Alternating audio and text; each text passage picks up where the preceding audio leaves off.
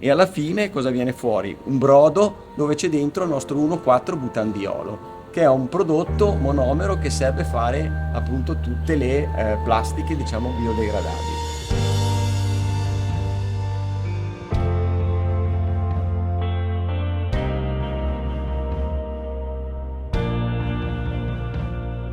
Biobutandiolo.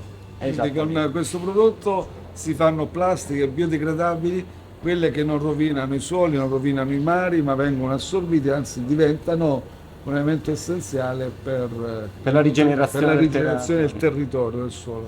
Come avviene questo processo? Perché è molto interessante. Quindi qui c'è Qui il c'è, no, batterio. qui c'è il nostro batterio Escherichia coli, spesso ce l'abbiamo nello stomaco e ci fa un sacco di Esattamente, danni. esattamente. Questo qua viene messo dentro in questa, diciamo, contenitore qui, ok?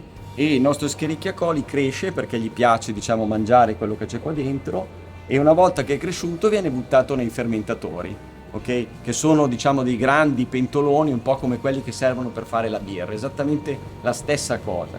Questo microrganismo cresce come quello che serve per fare la birra, e alla fine cosa viene fuori? Un brodo dove c'è dentro il nostro 1,4-butandiolo. Se continuiamo a ragionare sul bianco e nero e su tecnologie singole e non dell'integrazione delle filiere che abbiamo sul nostro territorio, utilizzando il Made in Italy, portandolo ad un altro livello di innovazione, ecco, perdiamo le opportunità e perdiamo quel concetto di fare di più con meno.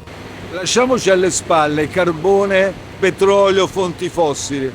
Abbracciamo convintamente la transizione ecologica. Si può produrre anche scacciando via tutte le fonti fossili, abbracciando le fonti rinnovabili integralmente, sino poi a ottenere un taglio delle emissioni sino al 60%, offrire lavoro a più di 80 dipendenti, 200 con l'indotto. Ecco, questo è un esempio concreto. Questa realtà industriale fa tutto questo. Si può fare, occorre volontà, visione e conoscenze tecnologiche.